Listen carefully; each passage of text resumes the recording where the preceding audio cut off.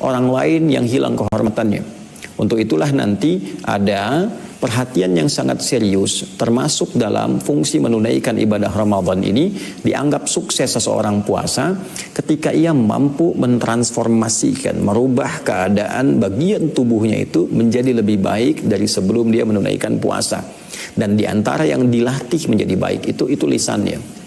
Nah, jadi bukan sekedar tahan lapar, tahan haus gitu kan, tapi bagaimana menahan lapar, menahan haus ini, memanage cara kita mengonsumsi makanan, minuman keseharian, syahwat kan, dimanage dengan baik dan dengan manajerial yang baik itu, manajemen yang bagus itu nanti bisa dipraktekkan pasca puasa sehingga digunakan sesuai dengan fungsi organnya.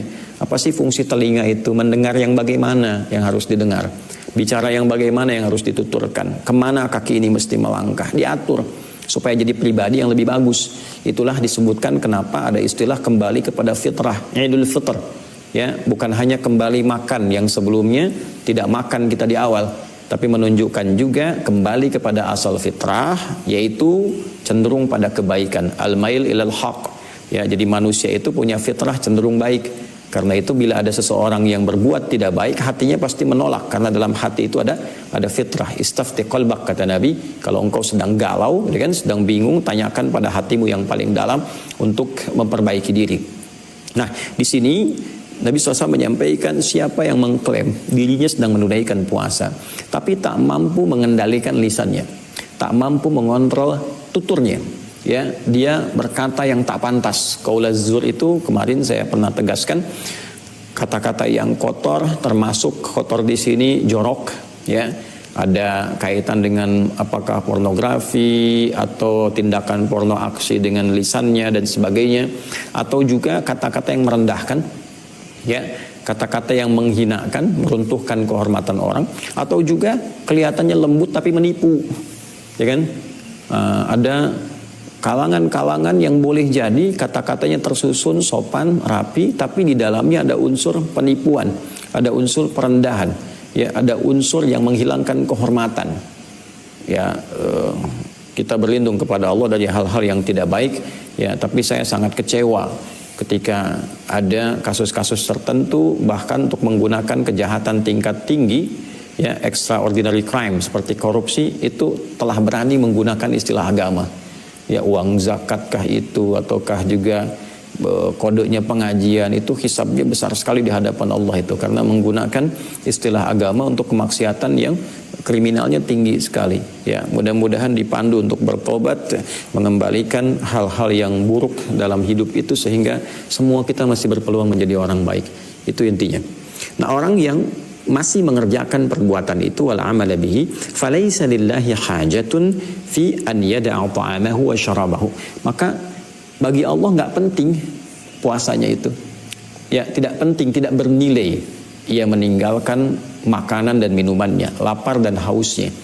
Nah, intinya orang yang berbuat demikian walaupun dia mengklaim menunaikan puasa tapi lisannya kotor, ya, lisannya menghadirkan sesuatu yang tajam untuk meruntuhkan kehormatan orang lain atau merendahkan dirinya, menipu orang, maka tidak ada nilai bagi pahala puasanya. Ya, di kesempatan yang lain Nabi pernah menyampaikan, atau kama qala sallallahu alaihi wasallam, rubba sha'imin laisa lahu min siyamihi illa al-ju' wal 'atash. Ya, akan didapati orang yang mengklaim puasa itu tidak mendapati apapun dari puasanya kecuali lapar dan haus saja. Nah, jadi intinya pada puasa itu ada pendidikan, pendidikan moral, pendidikan intelektual, pendidikan fisikal, dan semua saling terintegrasi. Jadi kalau ada yang mengklaim menunaikan puasa hanya sekedar menahan lapar dan haus, tidak masuk pada madrasah ini, ya, tempat waktu keadaan untuk lebih terdidik menjadi lebih baik, maka hakikatnya ia hanya pindah waktu makan minum aja, ya, berpindah waktu. Bagaimana ia makan, bagaimana ia minum, bagaimana ia melampiaskan syahwat, ya, yang berpindah dari biasanya waktu A ke waktu B, tapi tidak punya esensi di dalamnya. Maka yang demikian Nabi mengatakan Allah tidak memberikan penilaian pada puasanya, Allah mengabaikan apa yang ia kerjakan. Nah, ini menjadi pengingat yang sangat penting, yang sangat kuat, Itu kan? Dan jangan salah mengambil kesimpulan, karena boleh jadi setan akan berbisik, ya ngapain puasa kalau begitu, kan? Kalau nggak ada nilainya, itu bisikan setan. Ya, hati-hati ya. Nah, itu was-was, itu provokasi yang sangat keliru. Ya, kesimpulan lebih bagusnya dalam mengkonstruksikan pikiran kita. Nah, kita justru berpuasa itu untuk menjadi lebih baik. Jadi ketika kita berniat menunaikan puasa, maka niat itu diisi dengan komitmen untuk merubah diri menjadi lebih baik. Itulah hakikatnya puasa. Ya, karena itu kita mengatakan nawaitu shauma ghadin an adai fardhi syahr ramadhana, ya hadhi sanati, misalnya imanan wa ihtisaba, mengambil dari hadis man shama ramadhana imanan wa ihtisaba. Ya, siapapun yang menunaikan puasa Ramadan dengan dasar keimanannya, ya wahtisaba, dan keikhlasan karena Allah, supaya dia berubah menjadi pribadi yang lebih baik. Ya, jadi ketika berniat saya pengen puasa esok hari di tahun ini supaya menjadi lebih baik, nah itu ya lakukan karena Allah. Kalau bisa begitu, ghufira lahu ma taqaddama min dzambi, maka ia berpotensi diampuni oleh Allah seluruh dosa-dosa yang pernah dikerjakan. Nah, pengertiannya adalah ketika dosanya digugurkan, maka yang kotornya hilang, yang salahnya terhapus. Kalau salah sudah hilang, soleh muncul.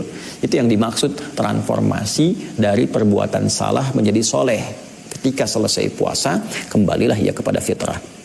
Nah, sekarang bagaimana kalau sekiranya ada orang memprovokasi sehingga lisan itu teruji dan ada potensi untuk merespon provokasi itu dengan hal-hal yang tidak baik? Bagaimana mengendalikannya? Jadi kalau tadi kita berkata hukum berkata kotor, itu tidak dibenarkan. Ya, karena menghilangkan nilai puasa, menghilangkan pahala puasa. Ya, secara fisik kelihatan puasa. Ya, tapi dalam tinjauan yang lain itu tidak punya nilai di hadapan Allah Subhanahu wa taala. Baik, selanjutnya kita ke subtopik yang ke-9. Babun hal yaqulu. Subtopik pembahasan tentang apakah kita mesti berkata inni shaimun idza syutim, aku sungguh sedang puasa kalau ia diprovokasi, dicela, direndahkan. Nah, menyambung kepada subtopik yang ke-8 tadi, lisan ini mesti diatur, dijaga, dikontrol. Apa yang harus diuraikan saat puasa? Karena pentingnya lisan ketika dilatih selama Ramadan, pasca Ramadan, lisan ini menjadi juru bicara yang baik. Ya kan? Nah, tokoh punya juru bicara, salah bicara, tokohnya salah. Nah, ini tubuh punya juru bicara, salah bicara, salah sebagian atau bahkan seluruh bagian tubuh kita. Lalu saat kemudian diprovokasi, dicela, dihina, direndahkan dan sebagainya, maka apa yang harus dilakukan? Hadis nomor 1904 menyambung pada yang tadi. Qala al-Imam al-Bukhari rahimahullahu taala, al-Imam al-Bukhari menyampaikan, haddatsana Ibrahim ibnu Musa, akhbarana Hisham ibnu Yusuf, an ibni Jurayj qala akhbarani Atha an Abi Salih Az-Zayyat annahu sami'a Aba Hurairah radhiyallahu ta'ala anhu yaqul qala Rasulullah sallallahu alaihi wasallam. Nah, ini teman-teman sanadnya dulu ya. Nah, inilah keunggulan di dalam Islam, keistimewaan sekaligus kekuatan tertinggi yang meyakinkan kebenaran ajaran Islam, bahwa tidak ada ruang kreativitas dalam Islam terkait tuntunan ibadah, apalagi dalam akidah, ya kan? Semuanya terukur, teratur, dan bisa dilacak. Benar nggak ini perkataan nabinya? Ya, terima dari siapa, sampai ke nabi. Terus dicek siapa ini orangnya wujud nggak, ada nggak, hidupnya kapan? Itu bahkan ada ulama yang menulis kitab, mendokumentasikan nama-nama biografi orang-orang itu sampai dengan karakternya. Ya, ada kitab namanya Al-Jarh wa Ta'dil, ada kitab namanya Mizanul I'tidal. Ya, itu mengumpulkan orang-orang, tadribur rawi, dikumpulkan orang-orang yang meriwayatkan informasi sampai ke Nabi ini. Jadi ahli-ahli hadis seperti Imam Al-Bukhari, Imam Muslim, kan? Imam Abu Daud, ada lagi Imam An-Nasai dan yang lain-lainnya, ketika menyebutkan saya menerima dari si fulan, itu ada ulama tertentu yang melacak keberadaan orang-orang ini, biografinya dicari sampai ke karakternya. Ya, apakah orang baik ataukah punya penyimpangan, kelebihannya apa, kekurangannya apa, itu sampai dihimpun dalam satu kitab untuk menjaga orisinalitas ajaran Islam, validitas kebenarannya, sekaligus kehormatan ajarannya. Jadi kalau ada sedikit kekurangan saja, itu nanti kualitas hadisnya turun. Kalau ada penyimpangan, langsung ditepikan. Ya, karena itu kita mengenal misalnya ada 5 syarat dalam ilmu hadis itu ya. Mattasala isnaduhu binaqlil adlid dhabiti anil adlid dhabiti min ghairi syudzudin wala illatin qadihah. Ya, harus bersambung transmisi periwayatnya, disebut dengan sanad. Harus, jangan putus tuh. Kalau putus munqati', ya, putus tengah-tengah mu'dal, nanti hukum hadisnya turun. Ya, dari sahih menjadi dhaif. Dhaif nanti dipecah lagi. Apakah ada penguat enggak? Kalau dhaif lemah, dhaif itu lemah. Ya, bisa karena lemah urutan tadi, nah cari penguat, syahid namanya. Ada nggak yang meriwayatkan lagi, menemukan orangnya? Putus di tengah, cari. Kalau orang lain menemukan yang tengah itu ketemu, baru nanti naik statusnya. Jadi lebih kuat, ada syahidnya, ya ada tabi'nya untuk diikutkan pada penguat. Tapi kalau yang lemah ingatannya, ya sekarang titik 5 menit kemudian koma, turun hadis lagi, jadi hasan. Nanti cari penguat lagi. Nanti ketika ada penguat naik lagi jadi sahih ghairihi, ya kan? Nah itu pun dipecah lagi oleh ulama. Kalau ada yang nggak bisa ditolerir, 3M, ya kan? Nah ini ada mungkar, matruk, maudhu'. Nah itu nggak bisa ditolerir. Ya, nah nanti ada kualifikasi yang disusun untuk menjaga kehormatan agama supaya tidak ada celah. Ya, jangan-jangan orang mengklaim pantas berbuat yang nggak bagus. Nah ini periwayat hadisnya nggak bagus. Nah itu dijaga sejak dulu. Nah, ini tidak ditemukan dalam keyakinan manapun, ya, dan di Islam didapatkan itu untuk menjaga dan meyakinkan umat Islam kebenaran ajaran agama ini. Ya, itu diantara hal yang penting terkait sanad. Nah tadi Imam Al-Bukhari menerima informasi ini dalam urutan sanad yang tadi saya sebutkan. Beliau menerima dari Ibrahim bin Musa. Ibrahim bin Musa mendapatkan kabar ini dari Hisham bin Yusuf. Hisham bin Yusuf mendapatkan dari Ibnu Jurayj. Beliau menyampaikan ini diterima dari Atha menerima dari Abi Salih Az-Zayyat. Beliau menerima informasi ini mendengar langsung dari sahabat Abu Hurairah radhiyallahu taala anhu. Abu Hurairah, ya, nama aslinya Abdurrahman bin Sahar, punya kunyah Abu Hurairah, ya, digelari dengan satu gelar yang istimewa untuk beliau. Di pembahasan yang lalu sudah pernah saya uraikan. Dan hidup di zaman Nabi SAW 3 tahun sebelum Nabi wafat, beliau masuk Islam dari Majusi, kemudian masuk ke Nasrani, ke Kristen, kemudian masuk Islam. Nah, ketika masuk Islam merasa agak terlambat dibanding sahabat lain, maka beliau memutuskan untuk memanfaatkan sisa waktu hidupnya membersamai Nabi dengan memperbanyak belajar kepada Nabi. Nah ini fikih untuk mu'allaf yang senang ilmu. Nah, Abu Hurairah itu radhiyallahu taala anhu itu senang ilmu. Jadi begitu masuk Islam, mu'allaf di awal memutuskan waktunya ingin dihabiskan membersamai kehidupan Nabi sehingga bisa melacak tuntunan Nabi secara utuh di sisa hidupnya. Maka 3 tahun membersamai Nabi, mengikuti Nabi kemana-mana, nunggu depan rumahnya, melihat jalannya bagaimana, kegiatannya seperti apa, kadang nanya, kadang mendengar, ya. Kemudian dari situ didoakan oleh Nabi, ya, dibentangkan. Kalau kita sorban itu, ya, imamah kepalanya didoakan oleh Nabi sallallahu alaihi wasallam, dan ketika digunakan kembali Nabi mendoakan supaya ingatannya kuat, ya, tidak lupa.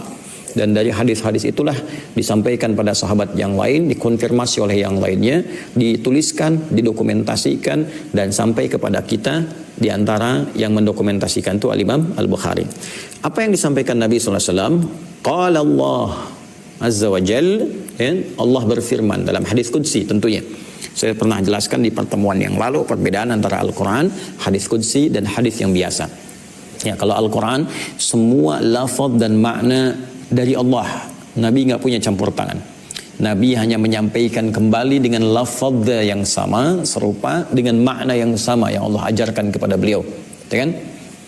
Nah, kalau hadis qudsi itu maknanya, ya, dari Allah, kemudian lafaznya disampaikan lewat lisan Nabi sallallahu alaihi wasallam.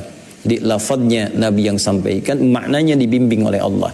Dan dinisbatkan kepada Allah langsung, dinisbatkan kepada Allah langsung. Allah ini berfirman begini, kan? Lalu lafadznya disampaikan oleh Nabi sallallahu alaihi wasallam. Nah, untuk membedakan dengan Al-Qur'an, Al-Qur'an semua dari Al-Fatihah sampai An-Nas itu lafadznya mengandung ibadah. Jadi kalau kita baca, setiap hurufnya punya nilai ibadah. Nah, kalau hadis berbeda, ya diamalkan baru ada pahala. Dibaca dengan bacaan belajar itu ada pahalanya, tapi tidak seperti Al-Quran, setiap hurufnya mengandung pahala 10 kebaikan. Jelas ya?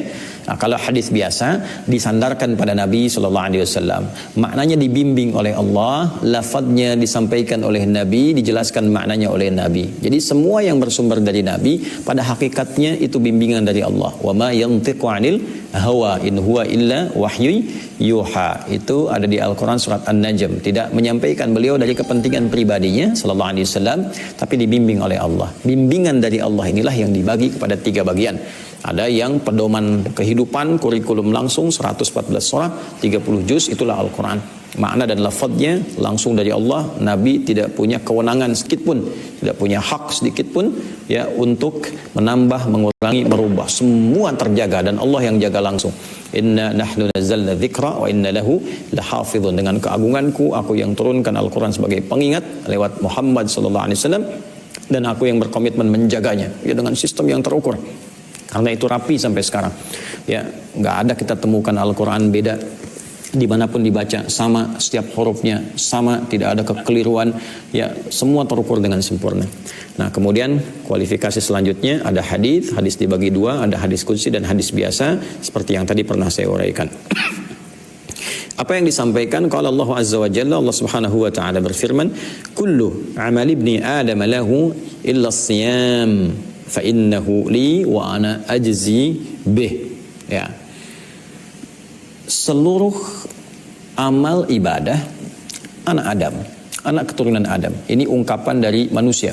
Jadi seluruh amalan manusia, besar, kecil, ya apapun itu bentuknya, lahu itu untuknya. Maksudnya di dalam konteks ini ulama memberikan penjelasan. Teman-teman, semua pekerjaan kita dalam penjelasan ulama pada hakikatnya kita mengerjakan untuk kepentingan kita sendiri. Pada hakikatnya yang mengontrol itu diri kita sendiri. Misal begini, kita kerjakan sholat 5 waktu dalam sehari, ya kan? Ketika kita kerjakan sholat itu kepentingannya kembali kepada kita. Tanha 'anil fahsya wal munkar di dunia, dilipat gandakan pahala di akhirat. Menyempurnakan amal-amal yang kurang. Inna awwala ma yuhasabu bihil abdu yaumal qiyamati as-shalah. Hal pertama yang dihisab di hari kiamat adalah salat. Nanti dicari amal-amal lain yang kurang disempurnakan oleh salat. Salat fardu kurang disempurnakan oleh yang sunnah. Jadi kembali kepada dirinya sendiri. Yang kedua, kontrolnya, penunaian itu ada pada pribadi-pribadinya. Ya. Kadang-kadang ada yang salat lagi semangat sholat, kadang-kadang ada yang pencitraan karena orang lain ada dia sholat, kalau atasan nggak ada dia nggak sholat, ya kan? Nah, penuh pada pribadinya, ya dirinya saja. Ketika malas dia malas, ya. Kalau lihat teman-teman jamaah ikut jamaah, ya demikian. Nah, berbeda dengan puasa. Fa innahu li wa ana ajzi bihi. Komitmen yang dibangun saat puasa itu komitmennya garisnya kuat secara vertikal, hablum minallah. Jadi gak peduli ada orang atau tidak, kontrol kita dalam penunaian puasa itu terhubung langsung dengan Allah. Walaupun orang tidak ada yang melihat sedikit pun, satu pun, tapi puasa itu menjadikan diri kita karena tersambung dengan Allah, dikontrol langsung oleh Allah, itu yang menjadikan kita itu merasa nikmat berpuasa dan merasa benar menunaikan puasa. Contoh gampangnya begini, orang ini berada di kamar sendirian, tidak ada orang lain, tidak ada makhluk lain, tapi dia tetap memutuskan untuk menahan lapar dan haus, tetap memutuskan puasa. Kenapa? Karena ada hubungan yang privat, ya, privasi dia dengan Allah. Dia tidak harus merasa ada orang mengawasi, karena ketika dia menunaikan puasa, dia merasa diawasi oleh Allah. Jadi hubungannya langsung keterhubungan dengan Sang Pencipta, dengan Allah Subhanahu wa Ta'ala. Itu yang dimaksud fa innahu li, karena ketika puasa engkau tunaikan, engkau membangun hubungan langsung denganku. Wa ana ajzi bihi, karena engkau bangun hubungan langsung denganku, tak peduli orang lihat atau tidak, tak peduli orang tahu atau tidak engkau puasa, ya kan? Engkau menjaga itu sampai engkau berbuka, maka aku yang memutuskan pahalanya. Nah, jadi kalau ibadah lain itu ada standarnya, sholat sekian. Saya pernah jelaskan di pertemuan sebelumnya, baca Al-Quran sekian. Kalau puasa di atas standar itu. ya berdasarkan keikhlasan kita, bangunan hubungan kita yang baik dengan Allah, maka dengan dasar itulah pahala puasa diberikan. Baik ya. Nah ini di antara yang menarik tentang puasa. Wasiyamu junnatun, dan inti puasa itu junnah, menghadirkan perisai yang mencegah berbagai macam penyimpangan dari fungsi organ tubuh kita. Jadi ada jannah, ada junnah, ada jinnah, kan? Masing-masing dari jim, nun, dan ta marbutah, hurufnya sama. Asal maknanya sesuatu yang tersembunyi. Jadi kalau ada bahasa Arab dimulai dengan jim dan nun, itu nggak tampak artinya. Jin kenapa disebut jin? Karena tersembunyi, nggak nampak. Janin kenapa disebut janin? Karena tak nampak secara kasat mata. Ya. Kemudian jannah, surga. Kenapa disebut jannah? Karena tidak nampak sekarang dalam pandangan kita, nggak kelihatan. Nanti setelah pulang kembali pada Allah di akhirat, dihisab, mudah-mudahan kita mendapatkan rahmat Allah insyaallah, amin. Baru terlihat. Ya. Jinnatun jamak dari kata jin, minal jinnati wan nas, para jin, kelompok jin. Junnatun, nah ini beda harokat ya, jannah, jinnah, junnah. Junnah itu perisai yang tak nampak. Nah, fungsi perisai itu kan melindungi, ya kan, menahan supaya sesuatu yang mengancam itu ya bisa kita protek, bisa kita halangi, tidak mengenai tubuh kita. Nah, puasa itu, nah ini bahasanya tinggi sekali di sini. Itu kalau benar dilakukan, dia membentuk perisai dalam diri kita yang menahan setiap segala serangan keburukan yang datang dari provokasi setan, yang tersembunyi dari kalangan jin, atau provokasi manusia, gitu kan, yang tampak dalam kehidupan. Itu punya kontrol dalam diri kita, ya, self control. Jadi punya kontrol diri, mampu mengendalikan. Puasa itu melatih itu. Karena itu ada orang mengatakan puasa itu intinya pengendalian diri. Nah, dalam mengendalikan itu butuh perisai kita, supaya hal-hal yang tidak baik itu bisa kita cegah, ya, ditangkis sehingga yang baiknya yang keluar. Itu bahasa Arabnya disebut dengan junnah. Ya, siyamu junnatun, puasa itu hakikatnya membentuk perisai diri dari segala yang menyimpang. Wa idza kana yaumu shaumi ahadikum. Nah, jika engkau dalam hari sedang berpuasa, ya, untuk mendapatkan perisai itu bagaimana caranya? Jika engkau dalam sehari saat berpuasa, fala yarfuth, jangan berkata yang kotor. Jangan berkata yang tak pantas. Nah, ini rafath ini teman-teman uraian dari zur tadi ke atas yang subtopik ke-8. Kalau zur masih umum, rafath itu kata-kata yang jorok, yang kotor, ya. Kemudian wala yashab, jangan suka teriak-teriak. Nah, artinya kan kalau disebutkan begini, maksudnya apa? Akan ada potensi ujian yang memantik seseorang merespon itu dengan kata-kata kotor. Ya. Sedang puasa diprovokasi orang. Ya, lisannya nggak bicara tapi tangannya bisa ngetik, kotor tulisannya. Ya. Atau dalam kondisi diprovokasi sehingga berpotensi untuk mengeluarkan suara yang tidak penting, berteriak-teriak tidak ada makna. Bukan dalam konteks tegas dalam memimpin, bukan. Ya, bukan dalam konteks mengingatkan, karena kan ada perang Badar waktu itu, ya, untuk pertahanan ketika diserang, ya, masuk ke wilayah umat Islam diserang. Ya, Nabi dibimbing Allah coba buat pertahanan. Karena itu mempertahankan negara itu bagian dari syariat yang harus dipegang. Ya, bela bangsa, bela negara demi ketaatan kepada Allah, niatkan sebagai ibadah. Ya, karena itu bagi umat Islam mencintai negara itu, ya, itu bagian yang sangat penting, ya, dalam ajaran keagamaannya. Ya, jadi saya sering katakan umat Islam itu tak harus diajari bagaimana mencintai tanah air, karena ajaran agamanya sudah menegaskan tentang rasa cinta itu. Apalagi dalam konteks NKRI, Negara Kesatuan Republik Indonesia. Ya, tidak perlu ditampilkan lagi misalnya harga mati NKRI ini. Bagi umat Islam itu sudah harga mati. Ya, menjaga harganya sampai wafat. Makanya dulu Hadratus Syekh itu ada resolusi jihad, kan? Terus ulama-ulama kita yang lain langsung praktek karena memang bagian dari ajaran agama. Ya. Nah, kita teruskan wala yashab. Nah, dalam konteks itu kan memobilisasi pasukan nggak mungkin lembut-lembut. Ayo cepat ke sini, ayo semangat, gitu kan? Ayo lawan musuh, kan nggak mungkin.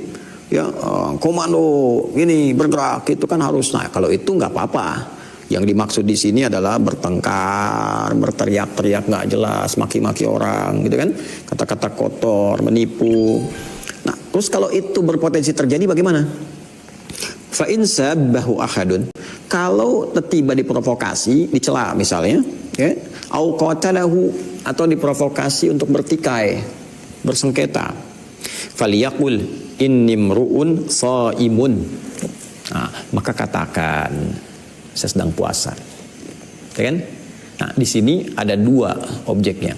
Katakan pada pribadi, karena kan kita bicaranya tentang self control, kontrol diri kita. Katakan pada diri kita, ya, kamu sedang puasa. Tahan pada diri kita. Ada orang caci maki, katakan pada diri kita, kan sedang berlatih ini. Ya, adik, engkau sedang puasa. Tahan, tahan. Kontrol dirimu. Jangan respon dengan lisan yang tak baik. Ya, jangan respon kata-kata itu dengan makian, dengan cacian, bahkan dengan kadar yang lebih tinggi. Kamu sedang puasa. Ingat loh, kalau keluar kata-kata yang gak bagus, merendahkan dirimu, merendahkan orang lain, nilai puasamu berkurang, bahkan bisa hancur di hadapan Allah. Nah, itu maksudnya. Ya. Wah, itu kalau sudah begitu kontrol emosinya bagus, setelah puasa dia lulus, digunakan dimanapun, pribadinya itu paripurna.